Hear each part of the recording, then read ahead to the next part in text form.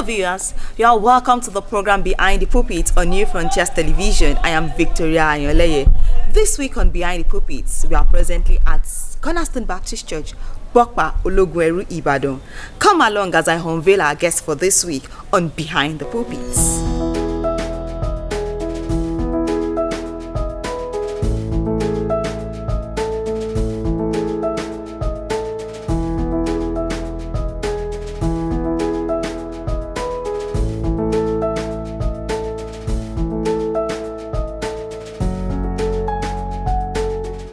Yes, you're welcome back from that break. My guest on the show for this week is a known face, especially in the Baptist denomination. He's the senior pastor of a big church here in Bokpa Ologweru, Ibadan. And of course, he's the immediate past coordinator of the Global Missions Ibadan Zone. Who am I talking about? No other person than Rev Dr Abifarin. You are welcome on the show, sir. Thank you. God bless you. Yes. So, who exactly is Dr. Abifarin? My name is Adegboyega Abifarin. I am a native of Ibadan, born here in Ibadan. I attended some schools, my primary school, secondary school, and my tertiary institution. I also attended the Nigeria Baptist Theological Seminary, Ogbomoso. Now, you've been in the ministry for some decades now. So, what was your childhood like, and how did they influence you, of your decision to become a pastor? I grew up around Mokola, here in Ibadan. And Mokola is known to be a very good place. And any child that is raised around Mokola, we know, as I tell people, I say they are good people, they are good children. We thank God. I bless God because of my parents. My father was a co-Baptist, and all through his life, he was a disciplinarian. I give God the glory for his life. If not for him, I don't know what my life would have become today. I did so many things, as a young boy around Mokola. But to the glory of God, I bless God for his life, and my mother too. Because even while we were still very young, they will never leave us alone when it comes to the issue of church going, at least church attendance. And while we were still going to church, through that, gradually all those things were fading away from us. That does not say that we did not take part in so many childish things that we expect of any child or any one that was raised even around my own time, around Mokola. Now, looking at it, do you have any significant experience, that actually shaping your faith and values? Thank you. When I was very young, like I told you, I did so many things around Mokola. There was this day, the place where we have Premier Hotel, Kimbiyi, and some other areas around that place. It was a very thick forest, and we used to have what we call combat. There was this popular American film, the Germans and the Americans. We will go inside that thick bush, maybe on Saturdays, and we want to practicalize the same thing that we used to watch on the TV then. We will bind ourselves to trees, we tie ourselves to trees, and so many things like that. At the end of the day, we'll be looking for the missing person. But that particular day, we went inside the bush. A friend of mine, Lasso, was tied to a particular tree. But after the whole exercise for the day, we counted ourselves, we numbered ourselves, and we discovered that Lasso was no more there. And the person that tied Lasso inside that thick forest said, I remember I tied Lasso inside this, but I don't know the actual place. So all of us now went back into the bush, into that thick forest. They used to call that place Mokola then Ibu Bomo. And actually, so many children were lost. But I can tell you that many of us, or I would say this, my friends, none of us had any of those encounters. But that day, when we went inside the bush, and I now said, what would have been my end if I were to be the person tied to this place? But gradually, you know, when you now go to church, they will preach and all of that.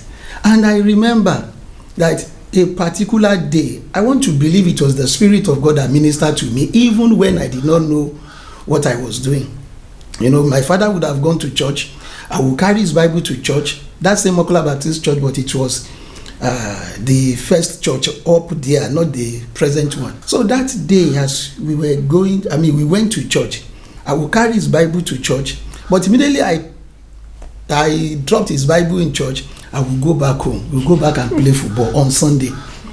But my father had this way of getting us. I would take the Bible to church, give him his Bible, I will look around, then I will come back to join my friends and my brothers. But towards closing, they would tell me to go back.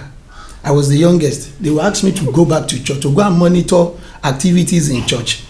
So I will go back to church. By then, I will know the person that the superintendent, what the Sunday school superintendent said, what the topic of the sermon I would have collected and all of that. I will now go back to my brothers who are still playing football. I will go and tell them that, oh, see, this is the topic of the sermon. This is it. Who preached? Reverend Ajayi, Lola Ajayi, all of that. And I'll come back home. Because the first thing my father will ask you is, Talo wasu, Kilori oro wasu, all of that. And you know, we would have photocopied everything. My father would just say, yes, yes. And we kept doing this. But I remember, I can really remember now, that day, I was going to church.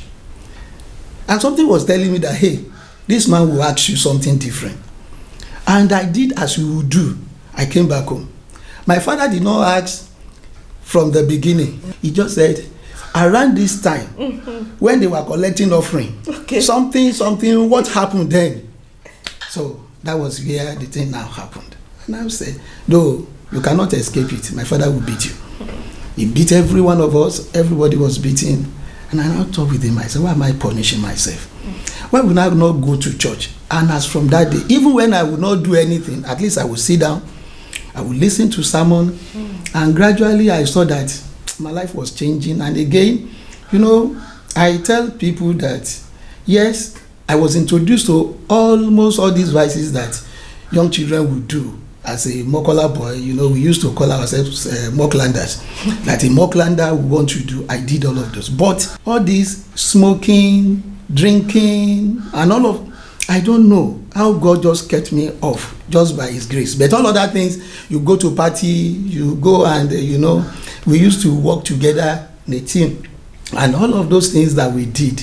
But these two instances that I just shared, they shaped my life to at least going to church and attending services. From there, then I can say God has just been faithful. Not that even when we were going to church, after rehearsal, choir rehearsal, we will still go and we will go up where cultural center is now. We will go and we will gather there, a few of us from choir. We go and beat the same some guests that will be coming from rehearsal, going home. For one reason, that we go and fight, we beat them. But my father was, if anything should happen like that, I will be the one that will be punished for all of them.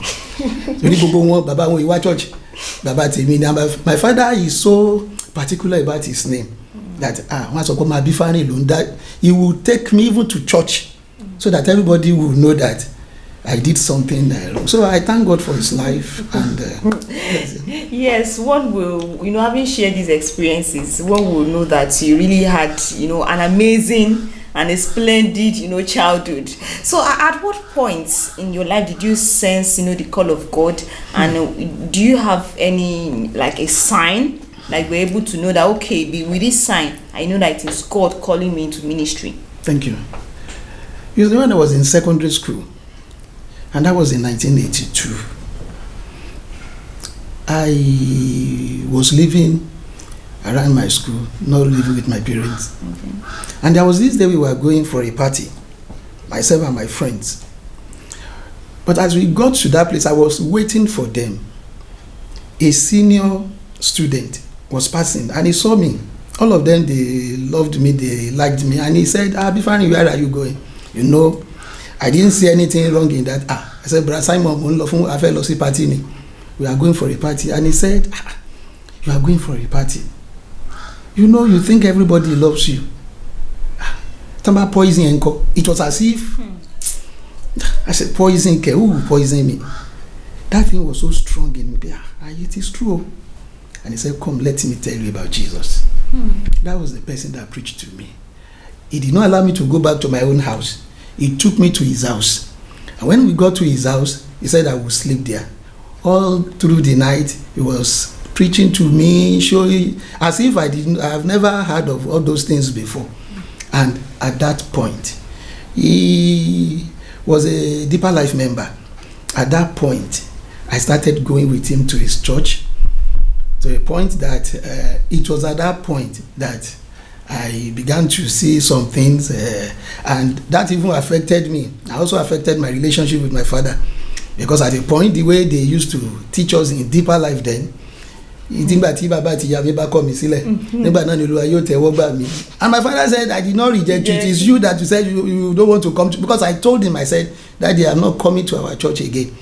You know, the Baptist or whatever, then you must not speak in tongues, you must not do VG, you must not, all of that. And I said, and even then, when I will be praying, you know, this Pentecostal way of praying, in Jesus' name you be, my father would say, you know, in our own language, you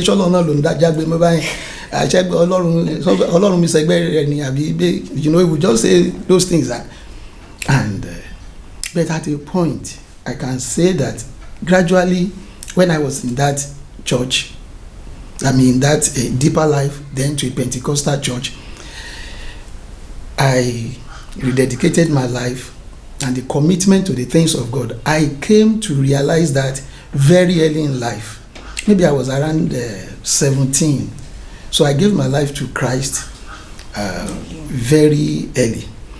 And also, it was around that time, after that episode, I also discovered that at a point, when I was not going to Baptist again, because I stopped going to Baptist, and I was outside Baptist for 20 years. I was first Deeper Life, later to Foursquare, later to Redeem. And I was in Redeem for 7 years, where I pastored, before God told me that I should go back to Baptist. He said, because I have an assignment for you. I still queried him. I didn't want to go back. But in a revelation, I saw a man. I knew the person stood like an angel. And he said, I should go back to Baptist. He said, what are you doing about the assignment I gave you? I said, I am not doing anything. He said, okay, go to Eagle Ministry, Leventis. That was the revelation I saw while I was still a Redeemed pastor. So I left home. I was living at Arometa there.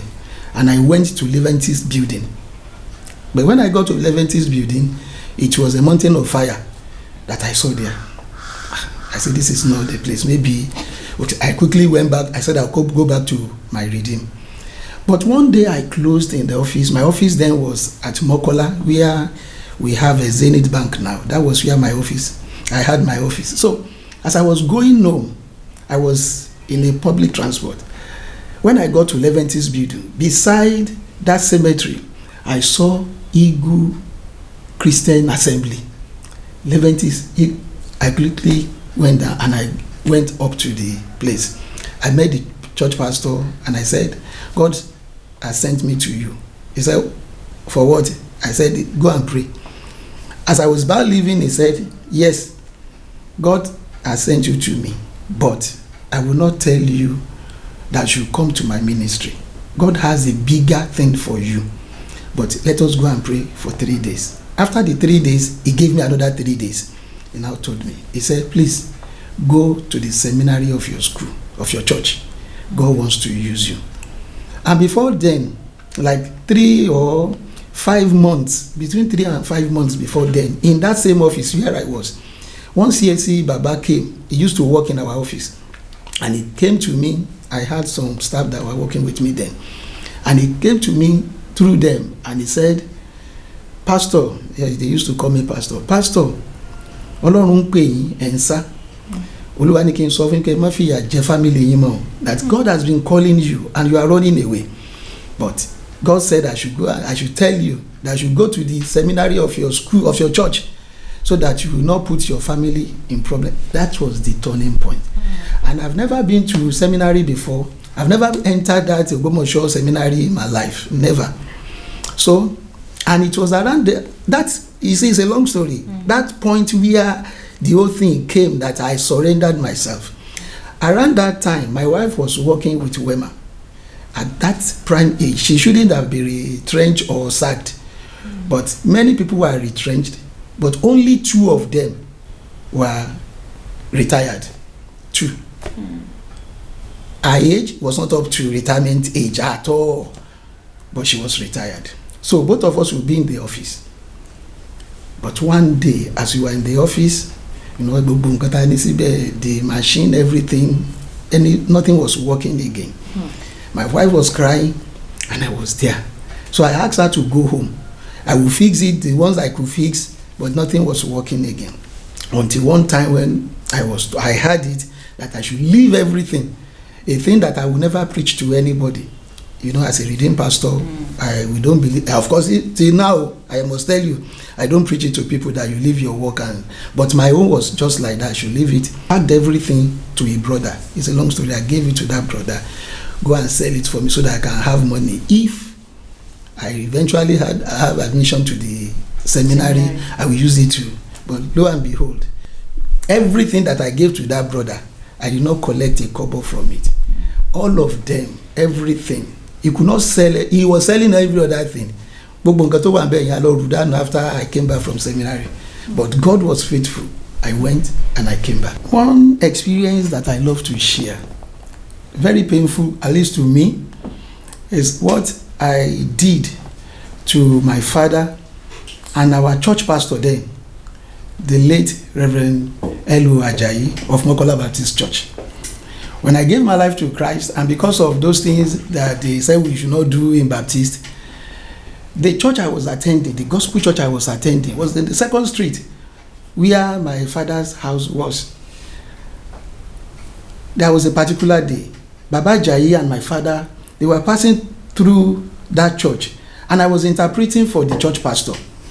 So my father felt bad. They came back home, and both of them were begging me, please come back to Baptist. They were begging me, but I said I will not come back. I was so adamant. I told them, I said I will not come back. My father begged me. Baba Ajayi said, anything you are doing there, come and do it here. We will allow you. I said it was too late. So I did not come back. Eventually, when God said I should come back, after 20 years, I went back. To the glory of God, Baba Ajayi was still alive, and my father too was alive. So I quickly went to my father first, and I told him the revelation that God said I should go back to Baptist because he had an assignment for me. My father was around 98 or 99 years then. He died at 102. He was just rolling on his bed, and he was praising God. He said, Agutamito ti sonu, o ti pada wale. My lost sheep has come back home. So immediately I got my admission. Even I went for the form for recommendation. Baba had retired then, Baba Ajayi. So I went to his house around the Old Ife Road to give him the letter to sign. And he was too happy. But he said I would not sign it. He said I should take it to Reverend Sunday Adeleke, because we were together at Mokola Baptist Church. He was my big brother. So I took the form to him. He was the one that recommended me and all of that. So, but before I left seminary, I visited Baba. In fact, I had already gotten a place to serve. I visited Baba.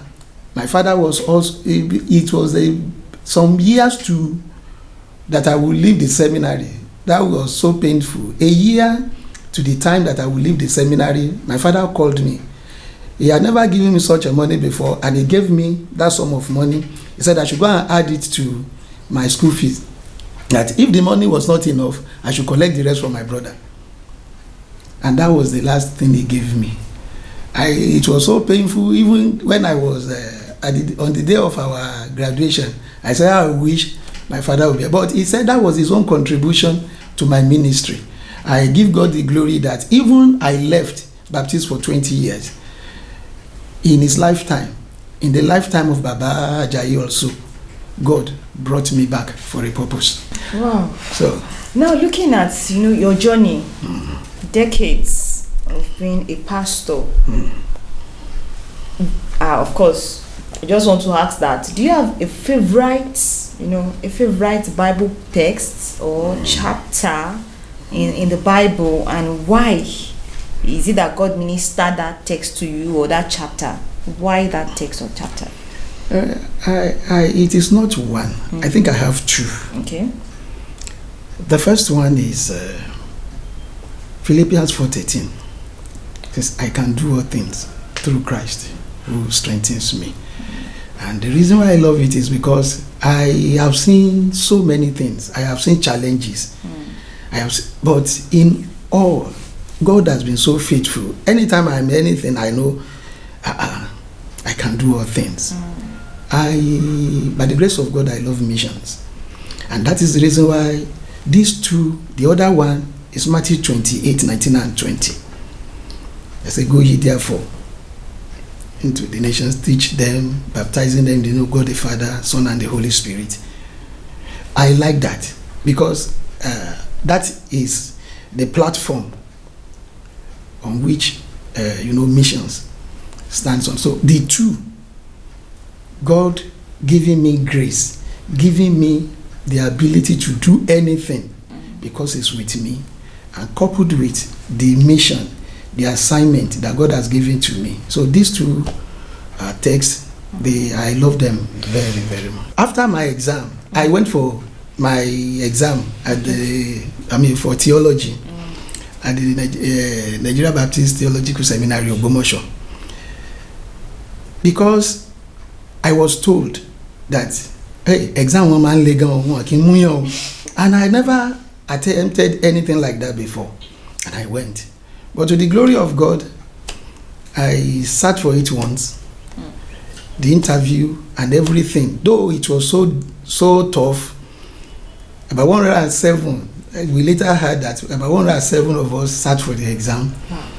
Later, we about 11 of us, we about 11 invited for interview, and later we were reduced to 9.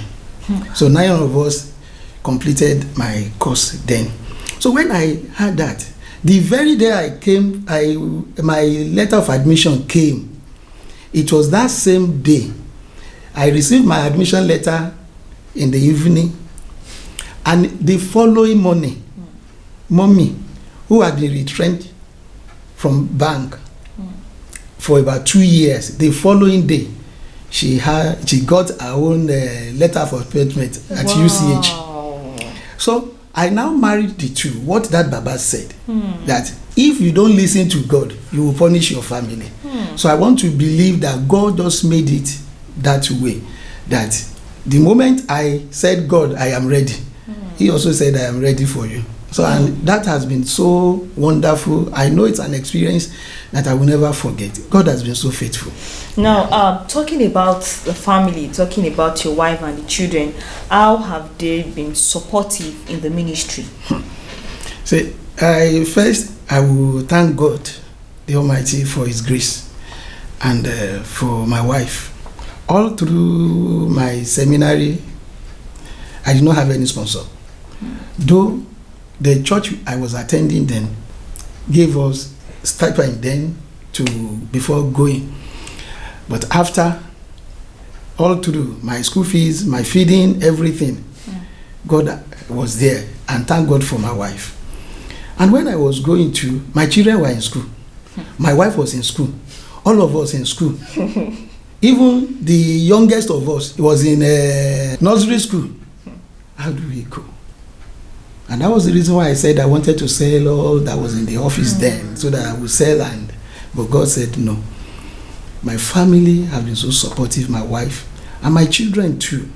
You see, they will call me, they will tell me. God helped them to understand, even when it was not easy, to understand what the ministry calls for. But today, God is still faithful. But I thank God for the support from my wife and for the children, for enduring throughout the time. And even when there is any challenge, till date, God has been so faithful, and God has been helping us to know how to go about any challenge that has ever come. Now, so apart from the pastoral duties that you have been called into, pastoral work, what else makes you happy? What else do you do during your leisure time? I love social work. I love social work. I did social work in my master's, and I love it very well. It makes me to relate. You see, I go to widows, I go to villages, even when on missions. I also do a little of the less privileged. I like relating. I like helping. Or if there is anybody who is incapacitated one way or the other in anything, maybe spiritual, physical, anyhow. And also I love working with the physically challenged. So any area like that, when I am free, when it's like I am not doing anything, I enjoy going to them. Widows, the less privileged. At times I visit the correctional homes too. Wow, that's really lovely. Now, do you have friends outside the ministry, that they are not Christians? Sure, I do. And what's your relationship with them? Like my old schoolmates, especially my secondary schoolmates. Okay. I have that desire. I just have interest in them. I visit them. In fact, I created a group, a platform for every one of us. And I am talking of friends that we have left school about 40 years ago now. Wow. I went to them. Some of them, even some, I till now, I visit some of them inside Ogunpa when I'm free. I will just go there, I'll be looking for them. There was a particular time I went to one of them. I asked, and I was looking for him. Immediately I saw him, he was running away. He said, what? He's a Muslim. A Muslim, and he took me to another Muslim. Gradually we formed a platform. And last year, they all came around, even from everywhere. I didn't know they planned a coup for me. They got to know my birthday. And all of them came. They went to one hotel there. And all of them, they came. Some of them even came to church, because I said, when I got to know some days to the time, I said I will not celebrate my birthday outside the church. They said they would give me the time. So I came to church. After my time in the church, all of them, they came. It was a Saturday. We had a very good time. They celebrated God in me. And like friends like that, religion is no barrier, at least to me. That is the way I've been relating. And at least that one, apart from my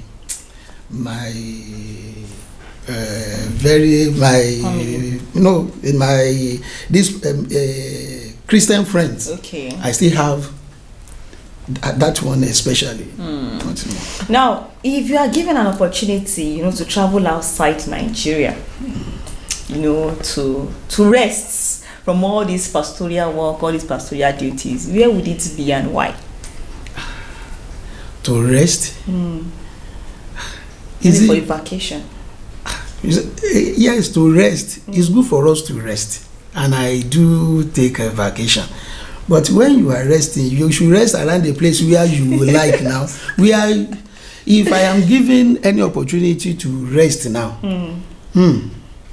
yes, UK is okay. But I may prefer somewhere around Togo. Togo, Benin Republic, and not the city. There are villages where we can, I like people. A place like Togo, I've been with them before. I like the way, the message you preach. Yes, we are going on vacation. They say go and rest, don't preach, don't do. Yes, it is true. But even when you are resting, the way these people they respond to the gospel, you will know, you will like it. The little message you preach to them, they will come. I like Togo, especially the experience I had there. Very early in the morning, they used to have their own, this is MMU, WMU meeting, 5 o'clock in AM, 5 AM, and the whole church will be full. That is the somewhere like that. But if we are now bringing it up so that at least you don't do anything, go and relax. If it is US, if it is UK, if anywhere, but my own motto is wherever it leads, I go. So thank you very much, Reverend Dr. Abifarin, for a wonderful time with you today on Behind the Pulpit. Yes, you've edited, and that is Reverend Dr. Abifarin, the senior pastor of Cornerstone Baptist Church, Bopa Ologweru, Ibadan. Join us again next week as we unfold another minister behind the pulpit. And until then, I am Victoria Ayoleye. Stay blessed.